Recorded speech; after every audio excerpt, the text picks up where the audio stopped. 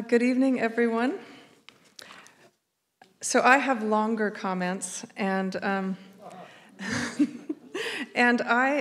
my brother is fighting lymphoma, and I normally would almost memorize my comments, but I'm going to rely a lot on my notes because I just got back from visiting with him, and I don't want to forget to say any of the things that I have planned to say. And I want to start by thanking you all for coming out tonight. And I want to thank Books by the Bay for being here to sell books for us. If you've never been in there, it is my favorite bookstore in the Bay Area. It's an absolute gem. It's wonderful for Christmas shopping in particular, even if you have cut yourself off from buying books, as I sometimes have to do. And I really want to say a huge thank you to Cruz Brown, who's here. He started the Poet Laureate program in Marin County 18 years ago. And we should give him a big round of applause. I'm deeply thankful that I have a chance to be the Poet Laureate and to try to do some good work spreading poetry to hopefully people who haven't had a chance to really get to know it yet. And I want to say a massive thank you to Angie Brenner. And she is an incredible librarian. And we have another incredible librarian here in the audience, Margaret Stawawi. And today, the three of us visited San Quentin, and we gave an event in the library there, and they have an amazing librarian. And I'm starting to think that librarians are sort of the guardian angels of all of us. So I want to give Angie a massive hand.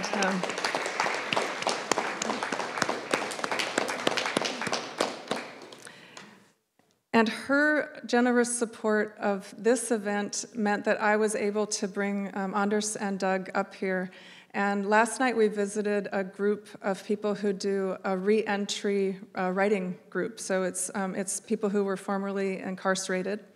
And then today we did this amazing group for about 25 writers at San Quentin. And I was able to use some of my Poet Laureate budget to make gifts to the San Quentin Library of Doug's books and Anders's books, and we also gave away books at the reading last night, and that is because of Angie. So, well, I mean, she represents the Mill Valley Library, so it isn't only Angie, but she stands in for the whole library.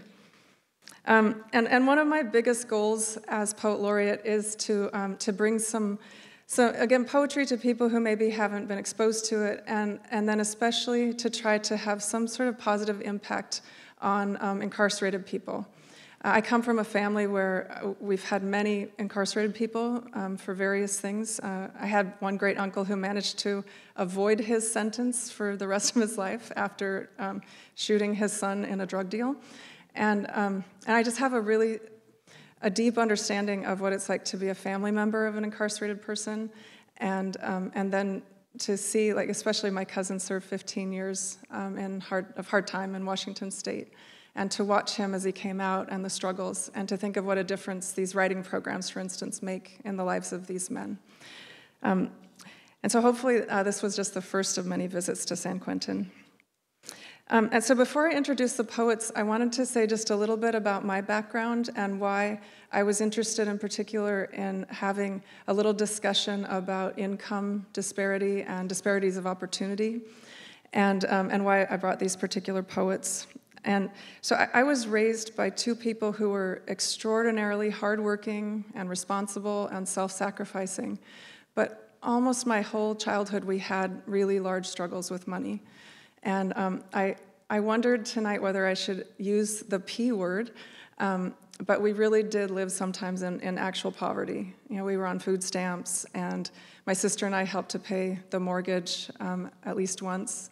And from the time I was 12, I worked 50 hours a week for $1 an hour as a babysitter all summer, every summer, to earn enough money to buy my school clothes. And I got into college when I was 13, and I couldn't go because my family didn't have the money. And then when I grew up, I married a very high earner, and I raised 3 children in Marin County. And my children have never wanted for anything. You know, I have a daughter at NYU now that's $90,000 a year, and she'll come out with no debt. And that is something, you know, that I don't take for granted because I didn't have those things.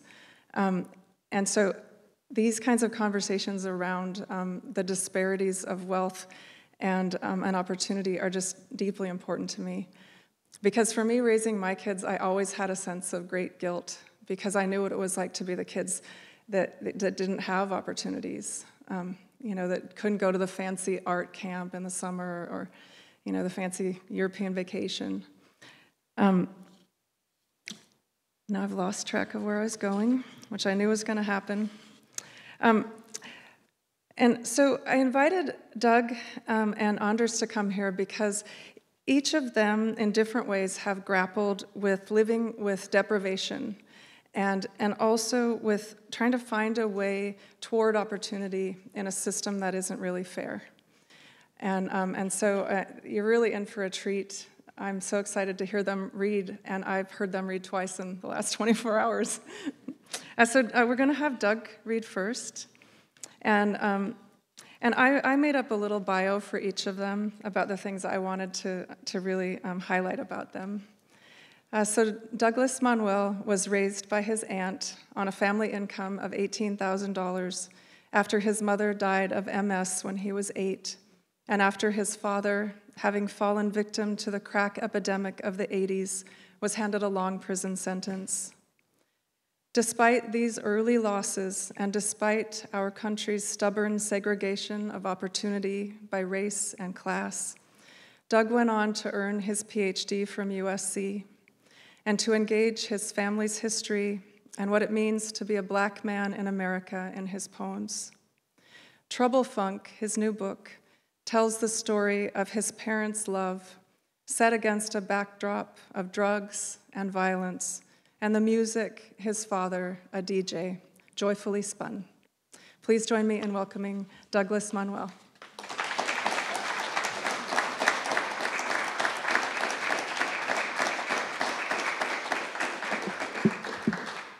Well, first off, I just want to thank everybody for coming out for poetry tonight. I often think of a quote from the rapper Jay-Z when he says that you can be anywhere in the world, but you're here with me right now, and I appreciate that, seriously, especially to do poetry on a Friday. Thank you so much.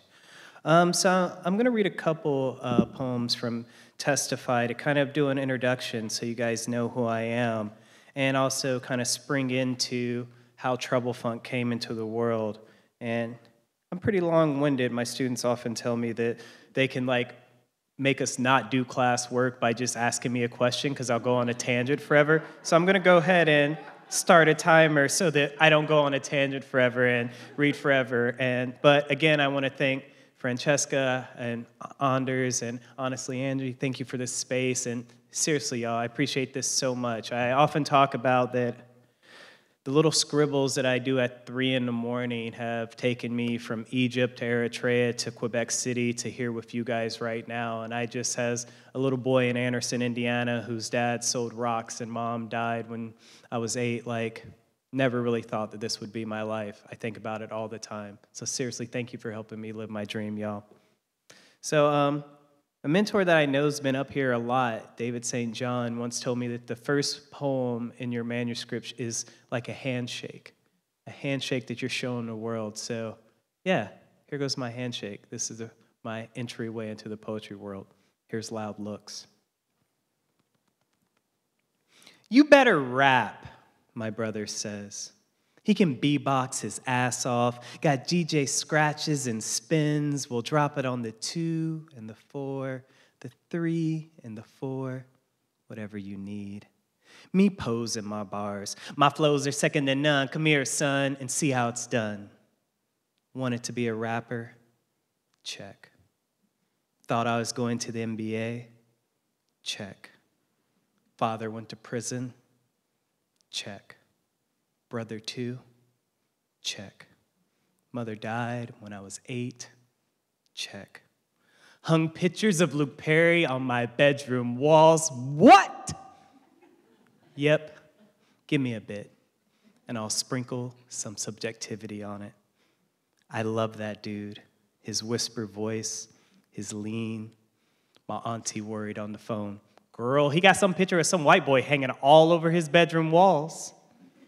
Me rocking out to Tom Petty's You Don't Know How It Feels. Silent head nods do more than throw shade. All Black people are fluent in silence. A mangled James Baldwin quote, well, let's keep wrenching, everyone's fluent in silence. You know what a switchblade glare means? No need to read the look my auntie gave as those white man's lyrics flung out my mouth.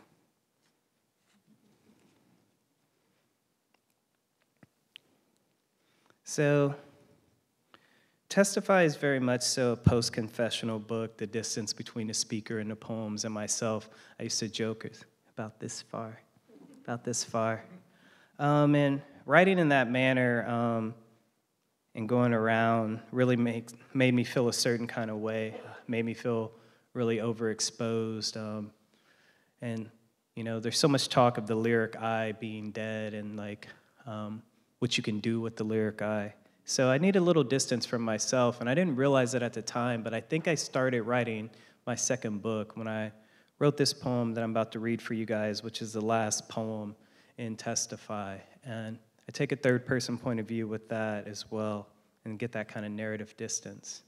And again, as Francesca let you guys know, my mother had MS most of my life, so I don't have that many memories of her being able to walk. She didn't have the kind that was like random symptoms, like she was a paraplegic just like all the time. And yeah, my father fell victim to the crack epidemic, and I like to use that language, and I think it's important to talk about this. When we talk about the opioid crisis, we talk about people being sick, we talk about people needing help. Similar when we talk about the meth crisis as well, people needing help and us feeling sorrow for them. When my father was out there on the streets, he was a felon. People won elections about it. People got a lot of money and power about it by talking about him and how bad he was and how bad this community of people were and how they were destroying their own communities. Even myself fell victim to those kind of narratives. In many ways, I'm mad at myself about this book because in some ways I make him out to be a villain instead of realizing that some people have way harder choices to make. And think about how hard it was for that generation of Black men. So that's what led me to try to find a little bit of light within all that. And so this is one of those first moments of me realizing that. This one's called The Cripple and the Crackhead. If there's a way, a proper way, to lift your damp, naked ex-wife out of the bathtub, he guesses this is it. Folding one cracked, slackened arm under her legs, the other above the small of her back. Once there were women with ice-pick eyes and sin grins, the ones he slept with while she slept in their bed alone. But now he's here. Crack somersaults in his vein, but he's here.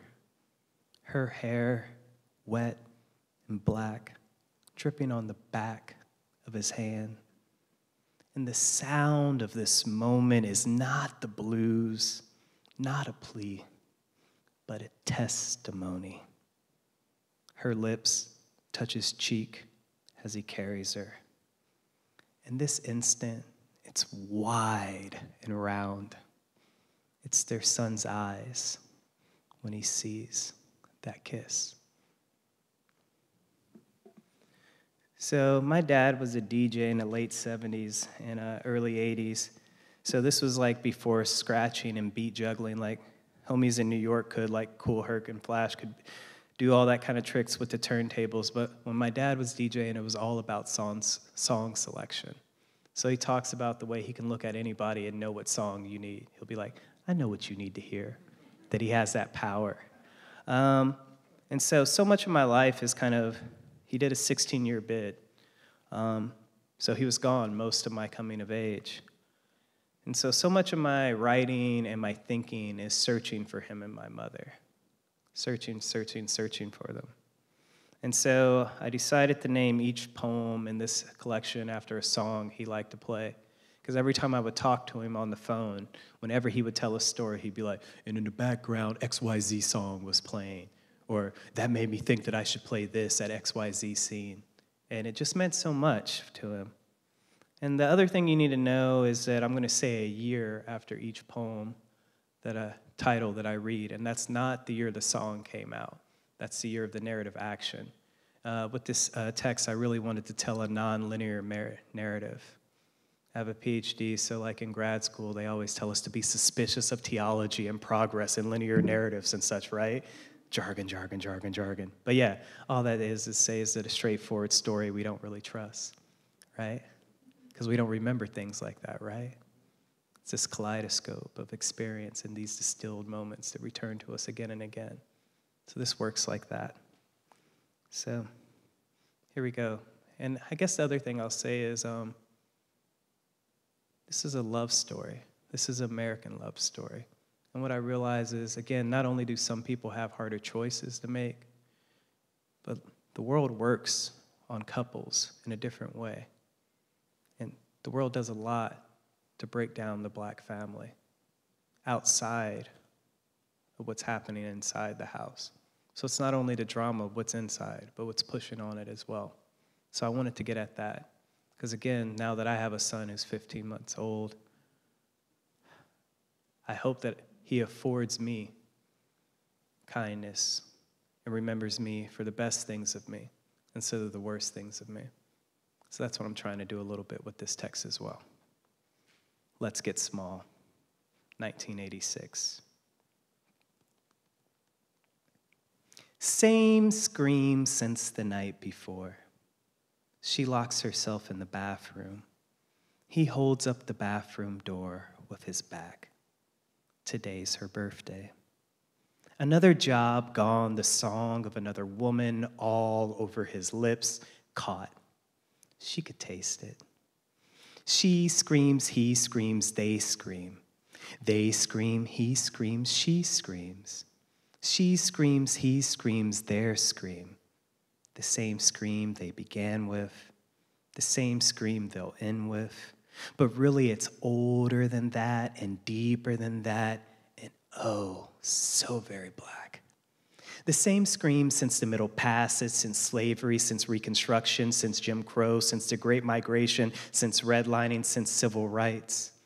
So many screams slicing love. Music, the stitches, forgiveness inside a drum. He walks to the record player, puts on their song, the times 4/4, hard on the downbeats, staccato. Something to dance to, something to survive through, something to die to.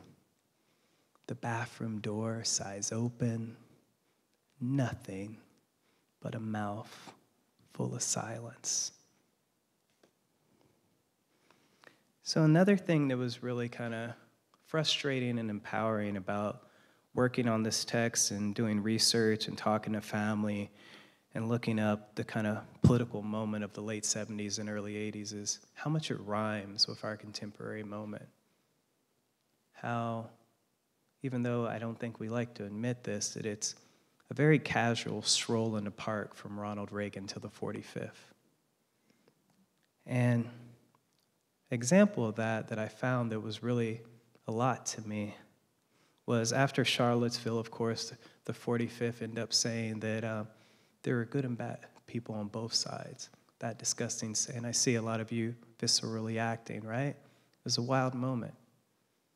Well, go back in the day, after seeing Roots for the first time, Ronald Reagan said, what bothered me was all the good guys were one color and all the bad guys were another. And again, how we forget. And so when I look at my Zoomer students and me as a millennial, we're all so angry and so tired and we feel so failed. Because again, such a leisurely walk from 1980 until now. This one's called Go for Your Guns, 1977. The year of the Roots miniseries. They peep how Kunta won't be Toby, how he pretends he doesn't need that foot, how he ain't afraid to lose it. When Damon ain't at Denise's house, he stays in his van, his own mobile home, always nowhere to go, no real home since his stepdaddy told him he can't come home again. I'm gonna paint the van green, he tells her. Emerald or jade, something regal or royal, she interrupts, placing 2 fingers on his lips to shush and smooth his mustache. Above their heads, adorning the wall, a velvet painting of a black woman birthing the universe from her skull, afro aglow with thoughts, galaxies ripe with rings circling planets, beltways of stars lit as if they were paths leading to all the great nowheres they could never be. You know, you ain't gotta leave. You ain't gotta live in that raggedy van, she says. Lighters, records, cords, pipes, razors everywhere. Her living room, all dark, except from the glow from the TV, illuminating the line from slavery to their very bodies. Still black, still not free, always needing to think on their feet, always needing to be ready to flee.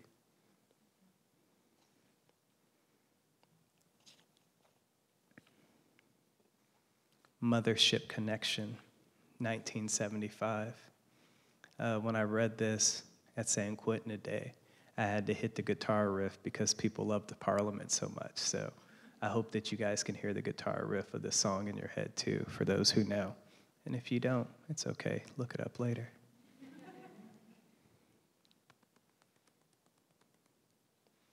Before DJ Scratch, the breakdown was all drum fill, hand clap, bass slap, guitar well, talk over the track, not yet rap, yet always rap, is funk, is rock, is blues, is jazz, is ragtime, is work song, in short, is black, always black on both sides, all the way down, black on black on black on black on black on black on black on black on black on black, same scream sense. He rests acid on her tongue. You sure it's okay, she asks. Lies sleep on the tip of his tongue, always and forever. Don't wake them, she must never. Bell-bottoms, crowning platform shoes. The groove moves Denise and Damon, dons the crown as God. Late afternoons turn to evenings moonlit, turns to the bedroom, turns to them in the dawn, wet from sweat, the same bed, the same breath, each body on its own riff. Pawns of acid trip, pawns of music, of forget for the first time, but not the last. A whole summer they tumbled through a sonic drug buzz. He spins, she assembly lines. A Midwest song. A story of factories and dance halls. We're hiring, she says, if you ever want a real job.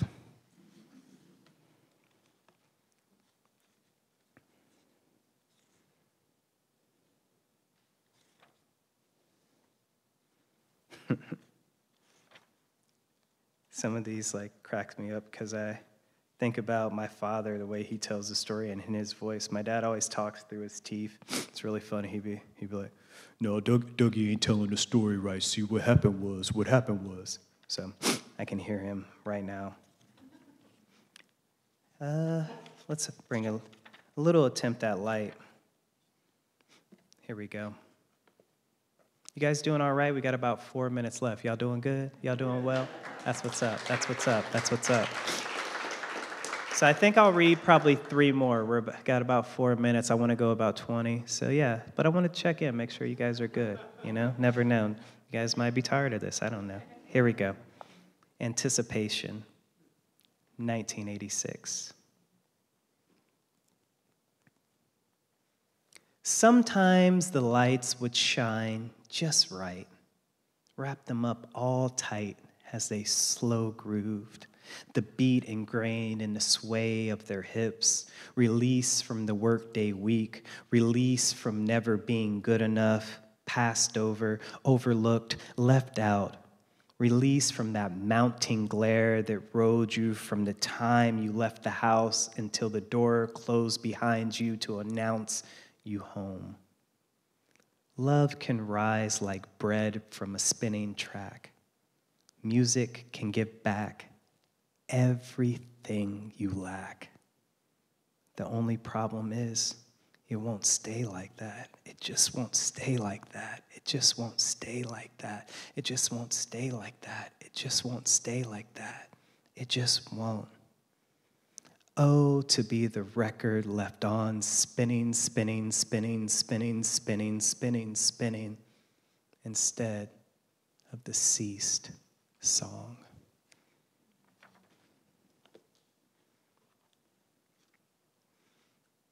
So much of the time, thinking back, I would always wonder why my mom loved my dad, why she put up with all his BS.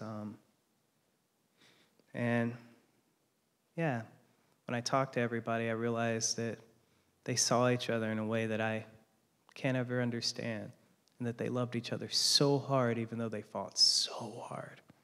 And so I wanted to kind of get at that. So here's another one that gets close to that a little bit, of me trying to reverse engineer that. This one's called Toast to the Fool, 1983.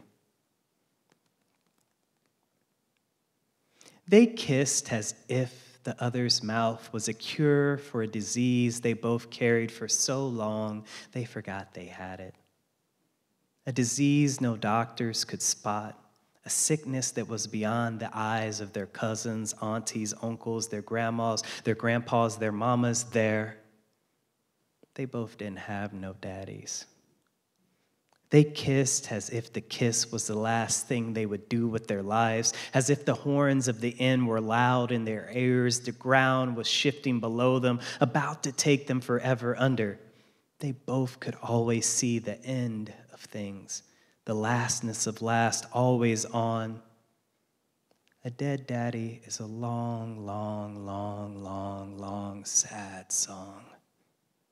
They kissed as if they were free, as if the color of their skin didn't scar a target around their bodies, as if the law couldn't make them crawl, the police with their guns drawn. Their bodies were sacred and safe instead of scarce and sacrilegious. They kissed, they kissed, they kissed, they kissed, they kissed, as if music saves, as if love saves, because it does, it does. Love saves, it saves. Let's hope it does, it does. It doesn't. I think I got time for one more, and I'll read the last poem in the manuscript, because like with Testify, I wanted to try to get out with some light because so much darkness. And for my projects moving forward, I think I have to step away from Black plight and pain to see some light. Like in my African American literature classes, oftentimes what we talk about with my students is Blackness is more than plight and struggle, that there's so much more, and I'd like to center more of that. And I wonder about like slanging my trauma around and getting paid to go around the world and around the country about airing B-sides of my family, B-sides of myself. And it doesn't feel right in many ways, even though this is a story that I have to tell, and this is the story I can tell, and this is a space I'm going to write from. But I hope to find some joy and be able to think about a quote from Nikki Giovanni from her awesome poem, Nikki Rosa, right? That black love is black wealth. So here's a moment of my parents loving each other again that rhymes with what happened at the end of Testify. This is called Time Will Reveal, 1987. Nobody asked her what she wanted for her birthday, so she figured no one would do anything for her because no one even said anything about her birthday. So she was so surprised when she opened the door and there he stood, cake tilted, facing towards her, her favorite cousin Lonnie, Aunt Jessie, her mama, and silly Teddy there too. Damon counted to 3 and they all broke out into song. Thank you guys so much.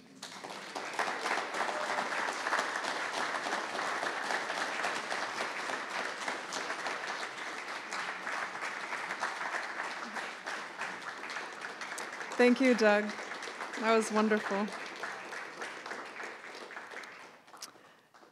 So next we're going to hear from Anders Carlson Wee.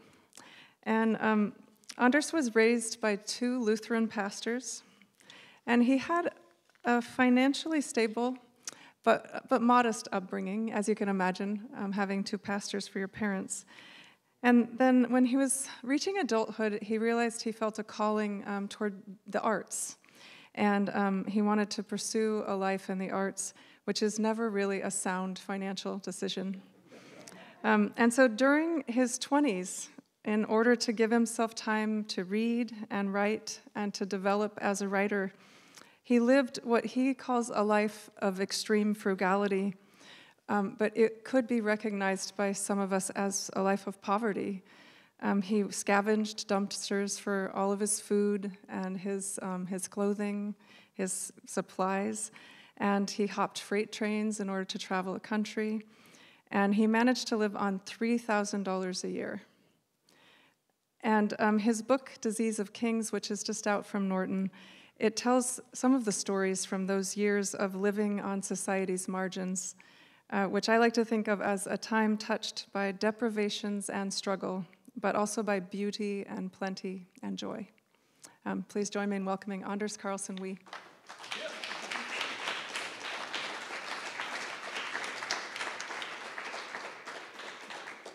Hey, everybody. Thank you for being here tonight. Can you hear me in the back okay?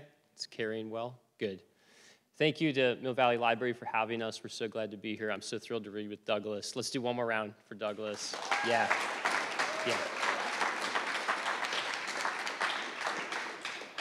I'm going to share a selection of poems from the book, and I'll kick us off with the first one that opens the book. This one's called Hired. The Grand Dam's window rolled down, but it was too dark out to see in. A hand waved me over. A voice asked if I wanted to make some quick cash, standing right where I was standing for the next 10 minutes, simple as that. Just stand here, I said. Simple as that, the voice said, and the hand stretched out a 20. It was weirdly humiliating, doing what I was already doing, like being told to act natural on camera and sensing that who you are is failing to entertain. 10 minutes passed, 15, 20. Hey, I'd never made so much in such little time. Never been so nervous doing nothing. I kept needing the car to come back, some sign it was over. A horn, a gunshot, the rising pitch of oncoming sirens. I could accept I'd never know what I'd been used for, but I wanted proof it was finished.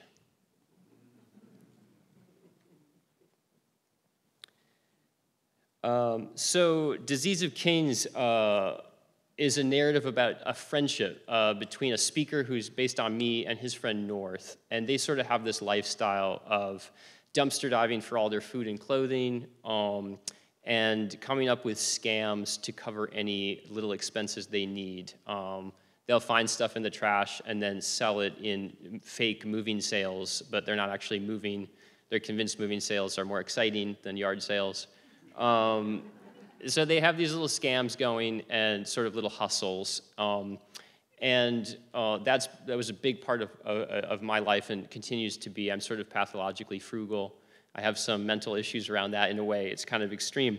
And I sort of inherited it from my grandfather. My grandpa's name is Roald Carlson, and the book is dedicated to him. He was a pastor as well as my parents, a Lutheran pastor, and he was a missionary child raised in Madagascar, and claims to have not owned shoes until he was about 15 years old, and maintained a very frugal life all of his life. All of his furniture was stuff he found on street corners. And an early gift to me when I was a little kid was I had a warm bedroom, a bedroom that was too hot, and he found a fan in a dumpster and fixed the wiring and then gave it to me as a first gift. And actually, my mom was telling me this story the other day that I don't even remember. When I was like 4 years old, apparently, I was outside a soda machine with him, And he said, sometimes you can find coins below a soda machine, and maybe we'll find something. So I went and checked, and I found like 35 cents underneath the machine, but not enough for a soda. I think it was 50 cents at the time. And he said, well, the parking lot, also people drop coins getting in and out of their cars. Let's go take a look. And so we went and took a look, and sure enough, found enough change over there to get a pop. I'm from Minnesota, so it's called pop. But anyway, so apparently my grandpa was like tutoring me in this lifestyle from like age 4, before memory. But anyway, this next poem is kind of a bit of an origin story of that mindset for myself. And it takes place in northern Minnesota, which is where I'm from. So I grew up in Moorhead. I don't know if you guys know that, but it's attached to Fargo, North Dakota, on the North Dakota border. So it's very cold, negative 40 wind chill kind of thing. And it's actually so cold that you can't wait outside for the school bus. So the school bus stops somewhere, and then all the kids run out from their houses. And so it takes forever to get to school because you're always waiting for someone. And so that's the setting for this poem. A quick question for you all. If you were going to take a cup and go to a soda fountain and fill it up with all the different types of soda, what would you call that drink? Suicide, right? Anything else besides suicide, or was that the only one? Kamikaze. That's another one for sure, kamikaze. Where I grew up, we called it a graveyard. This poem's called Cups. Hovering near the line, I watch a lady order coffee and ask for a second empty cup. But once she has the cup in hand, she thinks better of it and, leaving, drops it in the trash. I know about cups. They're trees ground to a pulp and coated with thin skins of plastic, not unlike condoms, that make recycling impossible. In 9th grade, I kept a Subway cup in my locker and cradled it each day at lunch beneath my coat as I trudged through sub-zero winds and gusting snows to the franchise, where I'd blend in with the crowd who'd already ordered, then step boldly toward the soda fountain, which was patrolled by the staff, and fill my cup with Sprite, Dr. Pepper, Mellow Yellow, Cherry Coke, making what we called a graveyard.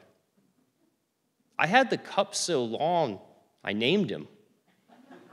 Bathed him daily at the drinking fountain near the gym, and I never let his lip get torn or pinched. What stopped all this was Subway updating its logo.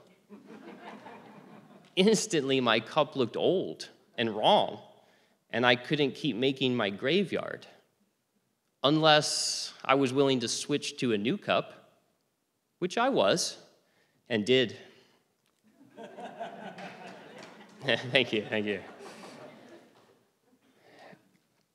So, as you follow this friendship in the book, you're seeing the two of them do all these little scams and stuff. And they sort of have this shared worldview where they value free time above anything else. So they don't want to take jobs. And they want to sort of have this lifestyle where they scrap together these small amounts of money, but they have their free time. And they see free time as kind of the ultimate freedom. And as the book goes on, you'll sort of see the joys of that and also sort of the great costs of that. But they have this shared worldview that unites them, but their relationships to their families are completely different.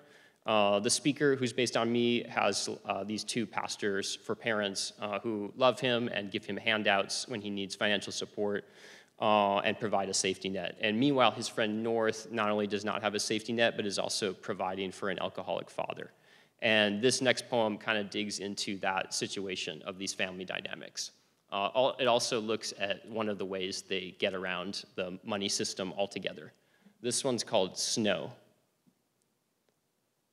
It was the law. You had 4 hours after snowfall to get your sidewalk cleared. Our landlord hated the chore so much, he paid us $5 per inch toward rent. North shoveled. I came behind with salt that glowed in the streetlights like a second snow, as if we were unmaking and remaking the conditions. That winter, North's dad disappeared again, but this time, North didn't bother to report it. Thanksgiving passed. Christmas came and went. It's deep, but it's easy, North said one night, tossing load after load over his shoulder, the powder twisting in the sky and shushing against his coat. Each time the snow let up, we pored over weather reports, hoping for blizzards. If it keeps up like this, I said, February will be free. In March, his dad was back in town, 20 pounds lighter with no explanation, fishing for little loans. When he heard about February's good fortune, he started leaning on North. My own dad had never asked me for anything, and I wondered what it would mean to know him that way. The snow kept coming down. What are you going to do? I said, fanning cupfuls of salt on the concrete. North shrugged. Give him February. You can't, I said.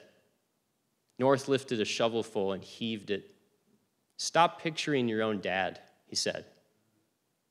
By April, February was spent. In May, North asked if his dad could move in. He was much younger in person than North had made him seem. We gave him a closet, but soon his shit was everywhere. This is temporary, I kept saying. Without snow, the rent outdid us. I caved and made the call. My dad covered most of the summer, treated the three of us to dinner. I'd forgotten how embarrassing it was when he offered to pray over meals. But glancing around the table, I realized everyone was grateful but me.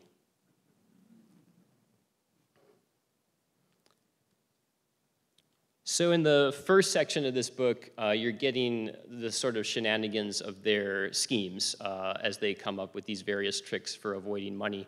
And then when you get into the second part of the book, North takes seasonal work in Alaska and goes off to fish. He's a fisherman and goes off to fish in Alaska. And the speaker is left behind and is very lonely and is sort of grappling with this new loneliness that he's feeling. And as a sort of salve for that, he starts renting out North's bedroom as a bed and breakfast. So he's having guests come and stay with him, and then in the mornings he's cooking them breakfast with food he's finding in the dumpsters, right? So there's a bit of comic relief in this section. And sort of what I'm hinting to you is don't stay at my bed and breakfast. That's something I want to make clear out the gate. So that's what's going on. And one thing you get during that section of the book is you get a sequence of dramatic monologues from the perspectives of the guests who have come to stay at the bed and breakfast. And this next poem is one of those monologues. This one's called Lou. And Lou is in his 70s, and he's in town to bet on horse races. You don't start at zero. You start way below zero. You got your gas money, admission. You grab a dog and a beer and hit the ATM, which takes a not-so-small fee. By the time you set eyes on horses, you're down to $30-40 and you haven't even placed a bet. I started coming when my wife died. She wouldn't marry a gambler, so after her funeral was my first chance in 47 years. Oh, I don't bet a lot of money. If you don't bet a lot, you can't make a lot, but you can stay in it. Some guys, they hit the pick three and the superfecta. Those guys are gods, not me. I just work the chalk and try to stay out of the red. To tide me over, my wife used to let me bet chocolate chips. We'd watch the races on TV and place our bets in bowls. She'd tease me for playing it safe. Loosen up, she'd say.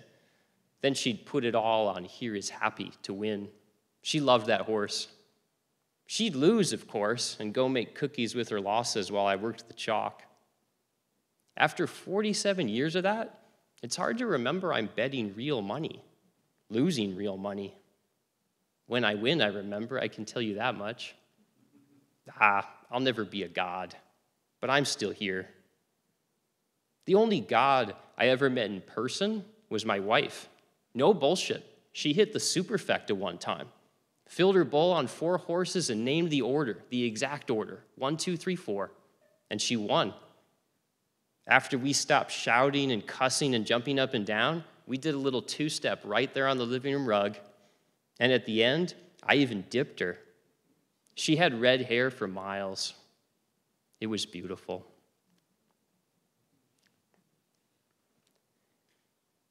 So yeah, we're talking about money tonight, right? We got money on the mind. disparities and such. So I'm gonna do one more monologue for you all. This is the final guest at the bed and breakfast. His name is Oscar, and he's a little bit more of an unhinged character. Fuck no, she didn't leave me over money. She left me because I have no ass. It's true. A belt holds on my hips about as good as an oiled up pole dancer. That's why I invented these strapless suspenders. Can't see them, can you? Good. That's the idea. Almost went bankrupt making the prototype.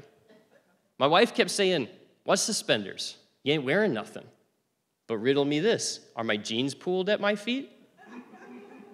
I swear, bona fide genius dumbfounds belief with simplicity.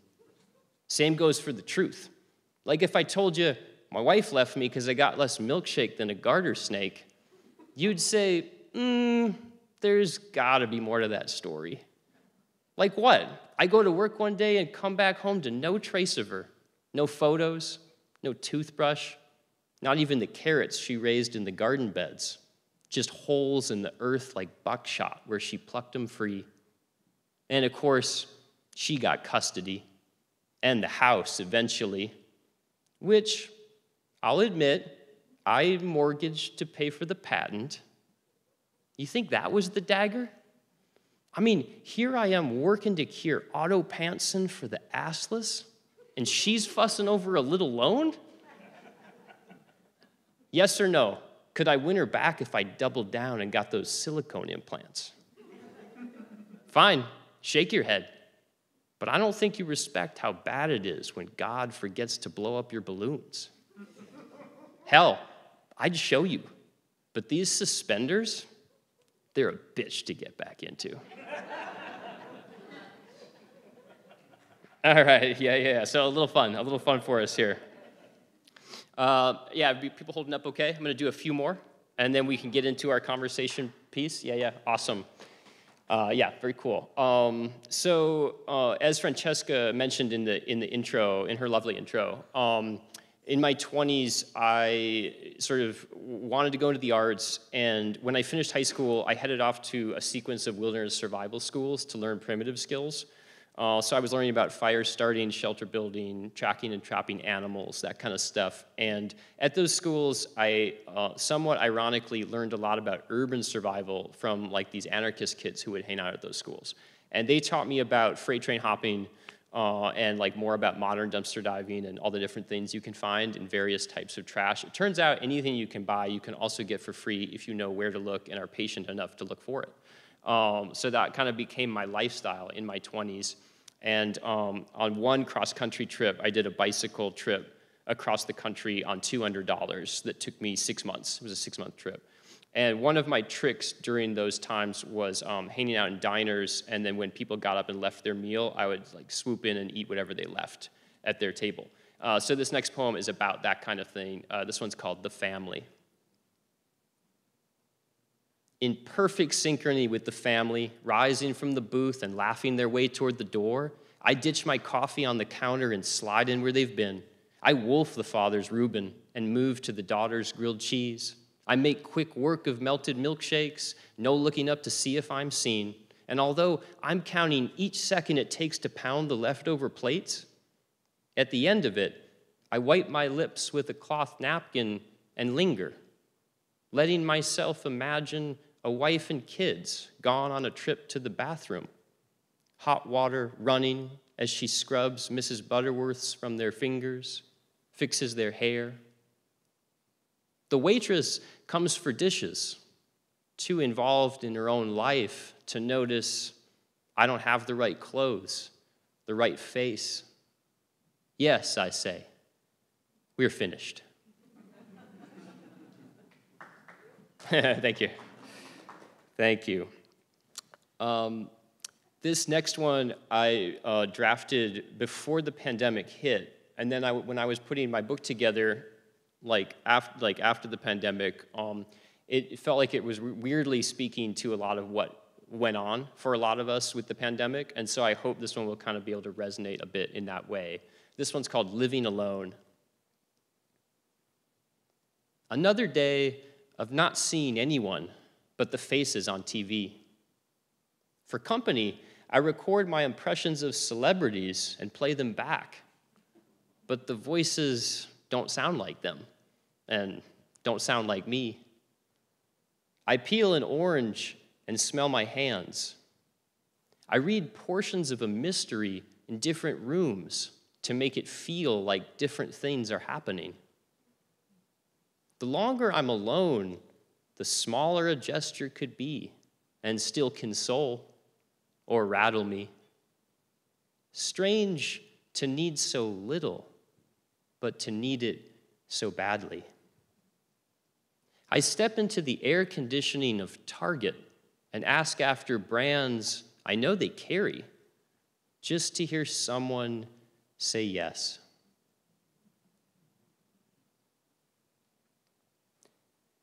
So yeah, thank you all so much for listening. I'll do one more poem for you. I hope it's been enjoyable to hear some poems tonight. And then we're going to get into a conversation piece. I know we'll be happy to chat with all of you.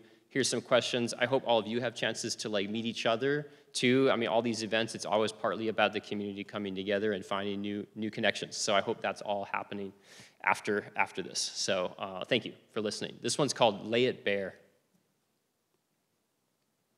I know you're hungry for it. More money, more news, desperate for any laurel that parades you as happier than you know you are. A car, a cruise, some haircut reeking so deeply of depression, no one with a nose could miss it. Making more each year, spending more, the pride of how little time you have to spare. I know I embarrass you, still living on expired food I find, dented tuna I squirrel away, spending at a pace slower than a pulse. Slow, that's what I have. I'm not happy either. I walk past bars where flush people drink, markets where I dumpster what I eat, down streets quiet enough to hush the last 10 years, parks dark enough to find Gemini, Lyra. I don't wish you were poor. I wish you were here.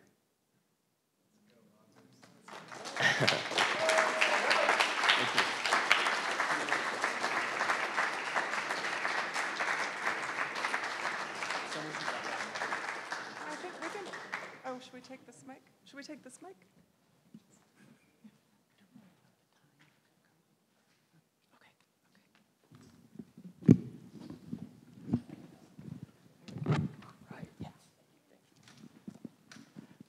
I feel like these are the grown-up chairs. Are these?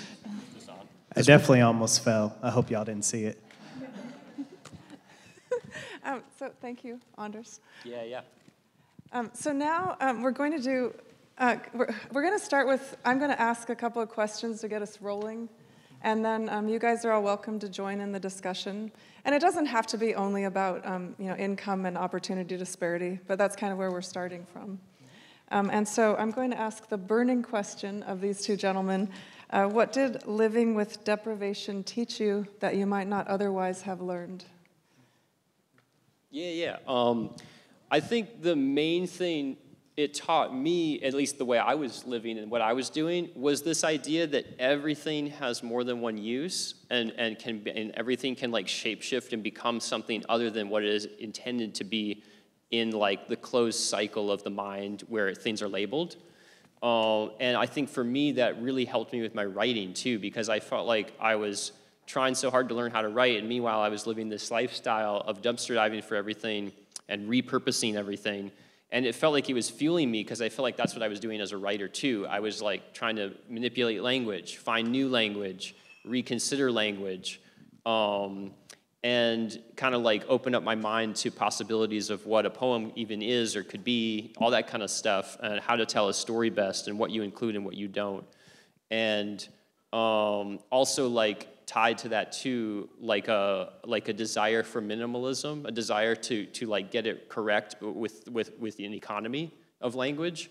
So in a lot of ways, my frugal mind is both very minimalistic, but also, at least I hope, like creative, like wanting to like find ways to take minimal amounts of things and like have them become fresh. And I guess another thing to that is layering. So like you find something in the trash, it doesn't just have one use, it hopefully has more than one use for you. And same with a poem. When I'm building a poem, I want it to hit a certain way when you just hear it aloud for the first time. But I'm trying to design them so there's like layers, like each word is doing 2 or 3 things. Each sentiment is offering 2 or 3 possibilities, and certainly the poem as a whole. Hopefully, as you engage it across time, there's like layers there. It's like hopefully dense with possibility and with metaphor in the way the world kind of became for me as a dumpster diver who was constantly looking for the value in things. Another part of it is like, things in the trash aren't supposed to like have value in a way. So you're like constantly seeking things that don't have inherent value, at least culturally, and finding ways to give them value. Yeah. No, I mean, and I love that because I feel that in your poem so hard, especially like with the graveyard poem, right? Like of course, like that takes on so many connotations, right? Like not only the suicide drink, like that's what we call it in Indiana, but like your graveyard could also be, of course, like the place that one's dying, and saying that you could find a new one, like that you get so much from that word, so much mileage from that. It's just such dope writing. Much respect due, my friend. For me, I think it really events that point that I made to you all y'all about like Nikki Giovanni. Her quote about that like black love is black wealth, of like finding capital and wealth in different places, and like realizing that like even though we had the off-brand cereal, even though my auntie only made $18,000 a year, even though, you know, our car was this raggedy 87 Celebrity that I was always so ashamed of whenever my auntie would come pick me up from the affluent Catholic school that I only got to stay at because we're the black historic Catholic family in my hometown, that like we had like wealth in like other ways, and like other ways to be rich. And like it made me realize that like, again, even though money definitely changes things, and I'm so thankful for the kind of life that I'm able to provide for my son that is so, so different from the way that I was raised, that, you know, there's capital in other places. And so to be able to see the world in that and find like worth in things that can't be bought with $1, find worth in, you know, a great conversation, find worth in the way that when my mom died, my auntie held me every night, like us like spoons, like for a whole week, and would just say, Dougie, it was okay. And to think that that was like the dopest thing we had, not a pair of J's, not a car, not all these things. It was that moment. And I think, you know, it's, there's a lot of ways to be rich. And I learned, thank you for that clap, and I think that's what it taught me. There's a lot of ways to be rich. Yeah. Yeah, I agree with those things, but I think that things that I learned that my kids almost can't learn is to have great empathy for people who are struggling, because I've lived in that struggle and my kids never have. And so, like, my son is 29 and he is a lovely, lovely young man, but he thinks, you know, I know he kind of thinks like homeless people have all just made bad choices, or, you know, maybe they enjoy being homeless, or, you know, kind of the idea that you should pull yourself up by your bootstraps. But, you know, he hasn't had to do any of that. You know, he's always had health care. He's always, you know, he's always had a car that works. He's always had education. He's never had debt. And so I think for me, I feel like when you live, like, I'm very grateful that I lived with really pretty profound struggle when I was growing up. I think it taught me to be more resilient, but also to have really, really a lot more empathy for people. And I remember, Anders, I interviewed you, and you said that you had learned that it really is harder to not have money. Oh, yeah. I mean, oh, yeah. Just life. It's a lie. Yeah, it's a lie when people act like it don't matter. Only rich people tell you money don't matter. Like, straight up, dead ass. I'm here to tell you people that. I'm here to say that, like, you know, it's a walk in the park from Ronald Reagan till the 45th. I'm also here to say only rich people say that money don't matter. Yep. I think maybe to add to that, in my experience anyway, the difference, the gap between not having enough and having enough is the main gap to bridge. If you have enough, life becomes about everything else, right? If you have enough, then your mind can go to creativity, your mind can go to love, your mind can go to your family, your mind can go to supporting others. So I think that's like, such the key kind of gap that needs to be bridged. And like, if our culture is going to take a new direction, like in America, I think that's where we need to like be helping people get to, more than going beyond that. It's like it becomes mostly just luxuries and that's like a big area in America. There's a lot of people with a hell of a lot more money than you sort of need to feel just like basically comfortable. Yeah. No, and to reinforce that, I mean, like, I didn't even realize I was poor until I went over, like, some of my affluent, like, homies' houses. Like, because everybody in the hood was eating bag cereal. Everybody else was eating government cheese. Everybody else was having everything. So I didn't even think it was that whack until, I go to Tyler Earhart's house, and, his daddy got 4 cars and a swimming pool, and, like, they eating, like, the name one brand Cheerios instead of Toasted O's, and I'm like, well, damn. Well, damn. So again, like, as long as like enough, even though we had it rough, we always had enough to, quote Tupac Shakur. And like, so like, that's how it was. And I want to like totally sign off on that point that like enough can get you by. You don't need all this. And like, I think about how much we have Amazon coming to our house every 3 seconds of just the massive amount of stuff we buy. And I ain't even balling, like I'm a professor at a small liberal arts college. Like, there's no way I could afford to live in all these zip codes here. But at the same time, like all the stuff we buy versus like, again, what I was raised on. Like, again, I really feel you on that, Francesca, of thinking about like the life that Cullen's gonna have versus mine. And like, Lord help. And I ain't even like got money like that, to be real, just a humble professor, so. That was something I was wondering if you could talk about a little bit, because you touched on it when we were at San Quentin, which is kind of the progression looking at your father's generation to your generation, and now your son's generation, and looking at how you think the obstacles have shifted over time. I was wondering if you could talk just a little bit about that. Yeah, my brother's 12 years older than me, and he definitely kind of followed in the footsteps of my father as far as what I joke is the family business of going into the drug game and selling rocks and everything. And I think about Generation X of black men and the rise of the prison industrial complex, and looking at a lot of the brothers that we've seen today and the gentlemen that we've seen today, and just really thinking about how rough that generation was, how forgotten it was. And I think about like the nadir of, the black American experience from like the 1880s to the 1920s when the most lynchings happened. And like, again, in my African American literature class, that section's called the nadir of black existence. And it's really, really heavy. And for me, one of the ways that I found a way to like love my father is to think about how hard the choices he was made, like given.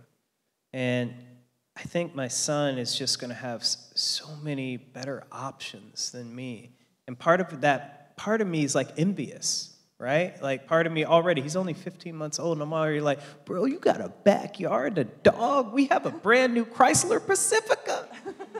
When I pull up to pick you up from preschool, you're going to be looking clean, bro. We got power windows. You don't know. You got AC. You got a shower and a dishwasher. Damn. Never had no shower, bro. We took baths. Or you had to wash up in the sink. And AC, Lord help. So, like, yeah, it makes me, like, kind of resentful, too. Kind of resentful. But then at the same time, like, you and I have talked. We're one and done, my wife and I. Like, we're only going to have one child because I want to be able to tell them yes. When they want to go on the field trip to Washington, D.C. in 8th grade with their class, I want to be able to say, yeah, Cullen, we got that, bro. Because every time I wanted to do that kind of stuff, the answer was no. No, no, no, no, no, no, no. So, like, just that kind of generational divide of this, like, struggle. And I know that race and class is going to act on him in different ways.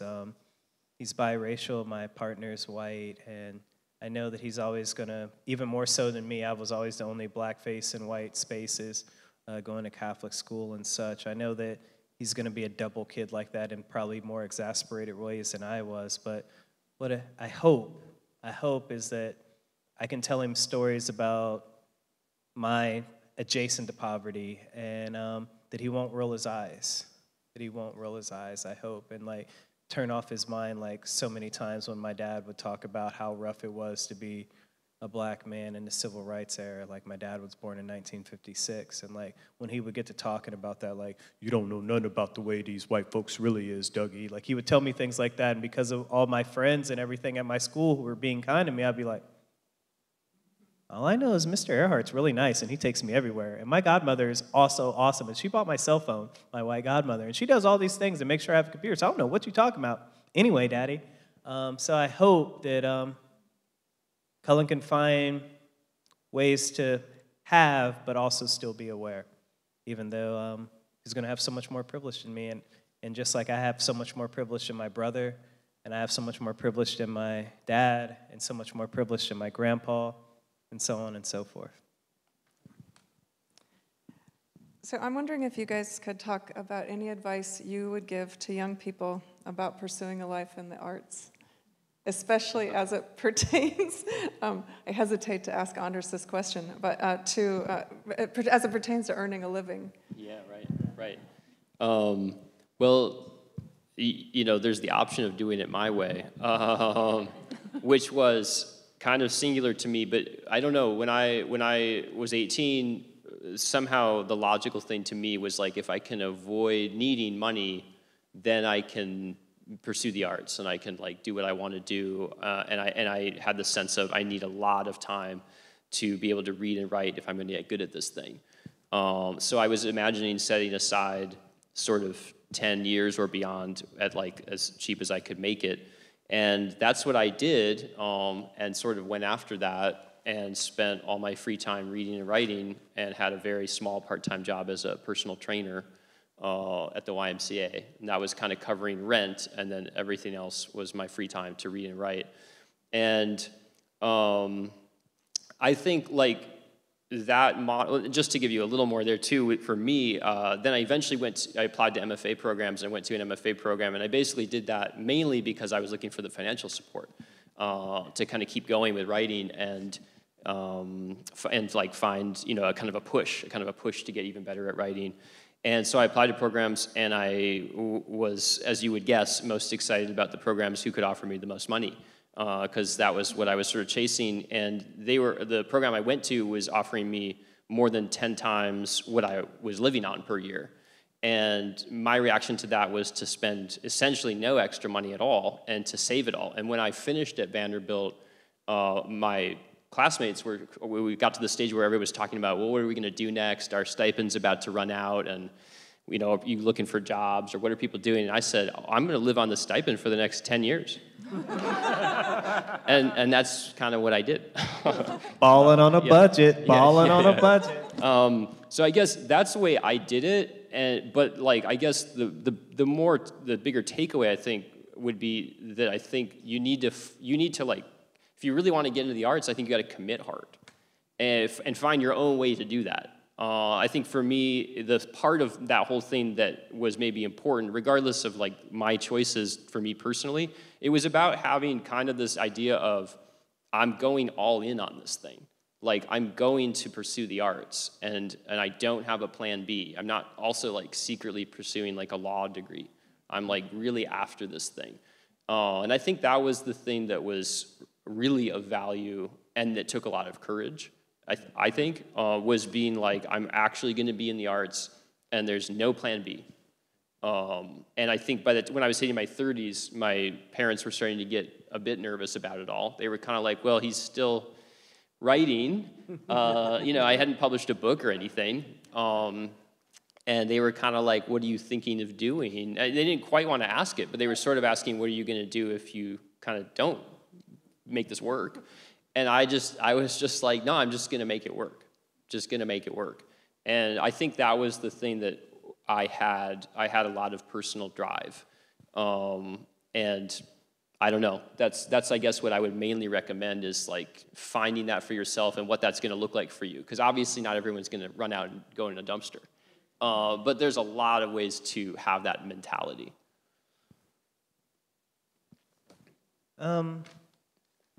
I mean, I kind of took a different route. Like, I wanted to hide in academia, and like in my community, I feel like that professor is a thing that, like, my auntie, even to this day, when she talks about me, like, when I remember when I was finishing up my PhD after the MFA, she was like, girl, I don't know what Dougie doing. I guess he going to school again. He getting some other kind of degree, where it was like kind of just like illegible to everybody. Like whenever she talks about it, she's like, Dougie been in school for his whole damn life. I don't know. Like Dougie just keep on going. And like for me, I never thought that I would be a poet who could just sustain themselves off poetry. I always knew that there had to be another hustle. I watched my dad try to be an artist by being a DJ. I watched my dad's whole dream.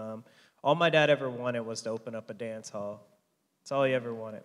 And I always think about, you know, like that old school Langston Hughes poem, Harlem, right? What happens to a dream deferred? Like, all he wanted was to get together enough money to open up a little club in Anderson so he can play his songs and make everybody dance. That's all he ever wanted, and he never, ever got to do that. And so for me, I never thought to myself that going all in on poetry would work. Like I was just like, I didn't watch my daddy. Like I was like, being an artist is a way to lose your wife and your life and end up smoking rocks in a corner. And so I was like, nah, I'm good on that, bro. And I'd always done well in school, and it was like one of the only places, well, I had a little bit of wanderings in undergrad, but at the same time, like it was always a place that I'm a Leo and I need praise. That people like gave me props, right? And like if you praise me out, like I can do almost anything. I've always been like that. If you say, good job, Doug, like, oh my goodness, I'm like, thank you, thank you, thank you, thank you. Yeah, what do you need me to do again? Will you say that I'm good one more time, please? Say it one more time, please. And so, yeah, so that's kind of one of the places that I found it. So for me, I would say to somebody who wanted to pursue the arts, like try to find that that kind of stable like linchpin with it, like because I always knew that like being professor wouldn't mean that, you know, necessarily that I can like live in these neighborhoods in the Bay that like we've been hanging out in, but like it meant that like, you know what I'm saying, that I could buy the name brand Cheerios if Cullen wanted it instead of buying the bag ones. And it meant that, you know, when we needed a new car because I only drove a smart car, that like my wife and I could get, you know, the new Chrysler Pacifica, which really matters to me, guys. We just got that and it really is awesome. I'm really happy to have that much room for a car. It really matters to me right now. Thank you for that. Sorry that that's the third time I brought it up, but it really does matter. And it meant a lot to me that I could just buy it, that I didn't have to like lease it. I was like, shit, we done moved on up. And so, yeah, so for me, you know, it was about like trying to, you know, find another way to have money coming in. And like, I knew that being on the margins in ways like that you were able to do and things like that, I knew that that might lead to me falling into the family business. When things went bad, like, I know that I can get an 8-ball for the low. And I know what the low is, and I know what that number is. And I know because of what my dad's name is, I can go get that work right now. And I know how to get rid of it right now, because that's where I was born, and that's where I was raised. And I knew that that meant being with the gentleman that we saw earlier today in San Quentin eventually, or either dead. And so, yeah, I hid in academia, and I wonder what that does for my poetry. I wonder what that, how far that takes me away from the people that I'm writing for, the people that like we had those dope moments with earlier today. I wonder about that distance. I wonder about that compromise. I wonder about that decision every day of my life.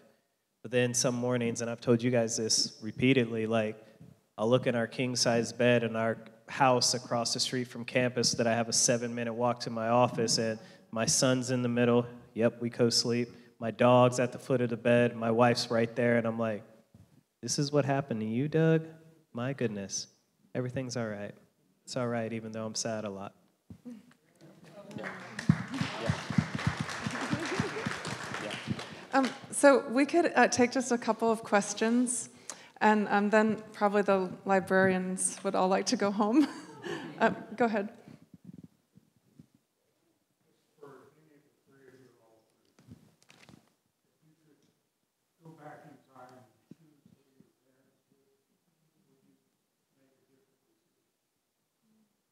Choose who your parents were? Yeah, if you could go back in time and choose different parents, would you?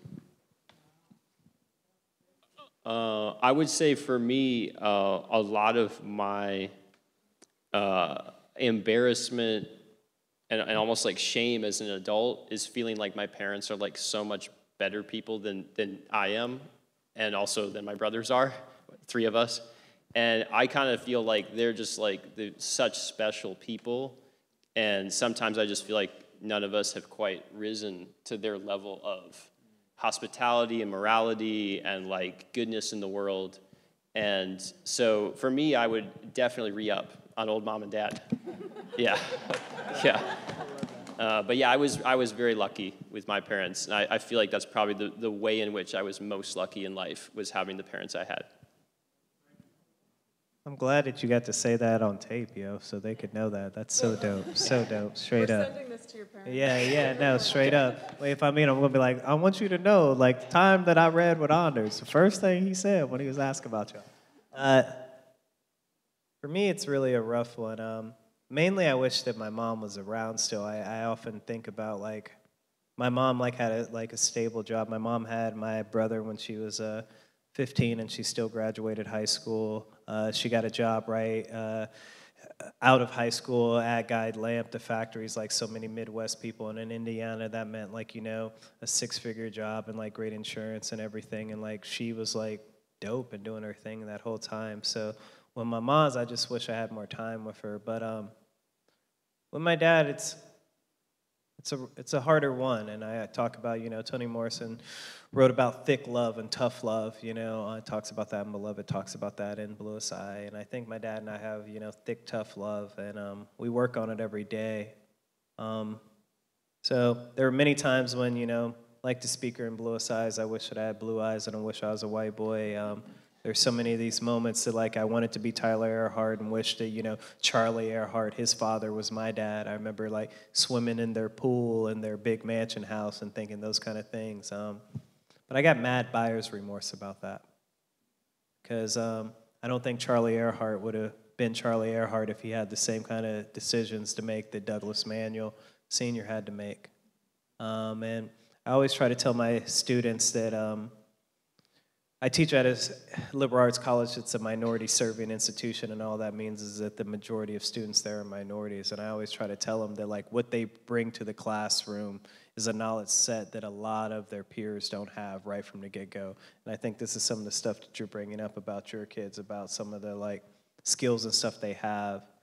So I think if you had asked me that maybe 8 years ago without even hesitating, I'd have been like, oh man, I wish I had, you know, Tyler Earhart's dad, Kevin Buckner's dad, Tara Shaley's dad, et cetera, et cetera, et cetera. But no, I want Douglas Manuel Sr. I want Douglas Manuel Sr., and I want to be able to say that out loud without hesitating.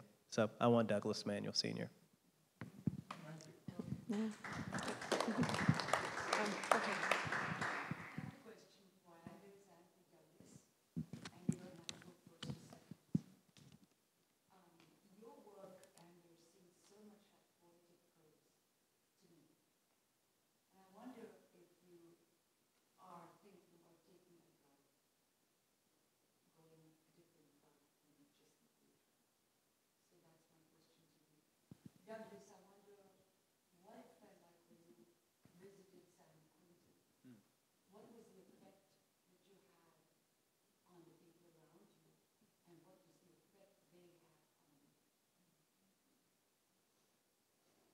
Yeah, great question. Yeah, so I've done 2 books of poetry, and this project, like, pushed me. My brain is very narrative and very focused on story and character and relationships between characters. And in both of my collections, I used a lot of dramatic monologues, getting into voice, and a lot of dialogue too.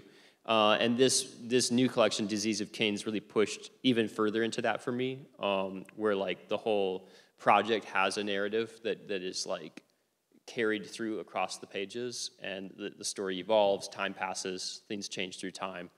And by the time I'd written both of the books, I had a long list of poems that I'd tried to write that I couldn't make work as poems because their narratives were too large or had too many ins and outs and complications, and just felt like it didn't fit the form. And actually, for the last, like, year and a half, I've been working on a collection of short stories. And basically, it was almost like, oh, I've got all these things I've been meaning to write on, and I couldn't make it work in the form. And switching to the short story form like totally opened it up for me to be able to write about those things. And that's been actually really fun. It's been really fun to be able to tap into that and like kind of find the genre, the form that works for the content that I wanted to explore. Yeah, and it's been like a blast. And for me, I've always been a huge reader of short stories and novels. I read more of that than poetry and always have. So yeah, you were onto a good tip there, and for me, that's been like a great new frontier. Yeah. For me, I guess where I'll start is before we left out to go there today, I talked to my wife and to my son a little bit, and the first thing, well, the last thing rather that my wife said to me, she was like, you know you got to take a beat before you go in there, right? And I was like, it hadn't even really hit me because like we were still riding the high of last night of being in that space and like getting to see my dear friend Francesca again, getting closer with my new dear homie Anders. And like I was just like, you know, on cloud nine with all that. And my wife reminded me that the last time I had been to a prison, I've only been to a prison one time. I've taught classes in jails before, but never prisons. Was to see my dad, and I only saw my dad one time in his 16-year bid, and I feel a certain kind of way about that. That's a Zoomer phrase. They always like to say that when they're mad. I feel a certain kind of way. I'm in my feelings, et cetera, right? But yeah, it was when I was 18, and I went to go see my dad in Plainfield, and it was a lot, and it really messed me up. So yeah, I hadn't even thought about it, and my wife was like, you need to take a beat before you go in there. So no, it was overwhelming and dope in so many ways. I felt how much they needed us there. And so often, you know, poetry feels like a luxury, you know. And, you know, the great Audre Lorde liked, one of my favorite essays to teach, you know, is poetry is not a luxury, right? I'm sure a lot of y'all in here done read that. You know, she talks about how it's the reservoir for our dreams. And that's why it's not a luxury. But at the same time, it felt so that we were so needed there, so needed. And there was this really poignant moment at the end. I'm not a big details person, and I'll be half-stepping a lot of times, and I need good homies like Francesca to keep me on point. So I forgot about the dress code, so I had on these jeans, and you're not allowed to wear grays. So Francesca gave me a pair of her slacks, black slacks, so that I can wear. They were jeans. They were very cool jeans. Yeah, no, they're very cool, very baggy, very of the moment. And yeah, so I had those on, and so one of the a really, really cool person who was there, Juan, we were joking when we were walking out, and like, because it was taking so long for us to leave and everything, and he was like, no, you guys can go ahead and stay. All I got to do is get you a gray shirt. And like, I remember that moment of him walking that way and us walking out. And it was a lot.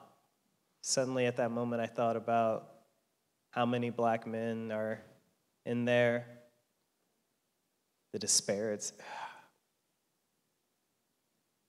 a lot, a whole generation. Like my brother's generation, everybody talks about this. People doper than me, my dear friend and colleague Robin Costa-Lewis brings this point up at talking about being a woman of color growing up in LA and how they like lost a whole generation to the prison industrial complex. And my brother's been in and out of prison. So many of my homies been in and out of prison. And again, that moment of us being able to walk away and him having to stay. And I thought about when I walked away from my pa and he had to stay. And just like not having that self-agency and self-determination over one's life, and how many bad decisions I've made, and how many times because I've ran in white spaces that I've been safe instead of in the peril that I deserved, and how consequence didn't knock on my door like it's knocked on many people's doors because of people who I've known and connections that I've had. And yeah, it was a whole lot. It was a whole lot. But I will say that, you know, I enjoy talking to you guys so much. And I enjoy that you guys are here and that I get to read in pretty, pretty places like this and go to pretty, pretty neighborhoods like this and think to myself, looking at all these cars when I drive by that are worth like 7 Chrysler Pacificas, which was like the biggest, dopest shit I've ever bought in my life. That's the 4th time, I know it. And I think about that, and the dopest thing we did this whole time was go to San Quentin. That was the dopest thing I did. No offense to any of you guys. And that's why. I think that's a good place to stop. So thank you all for coming out to hear us, and thank both of you. Thank y'all so much. Seriously, Thank y'all so much. Thank y'all so much. And I know we'd both be very happy to chat with all of you, sign some books if you're interested in buying some books. The bookstore is here, lovely bookstore, your local place. And so, yeah, we're happy to meet you all. So thank y'all. Yeah. Thank you again.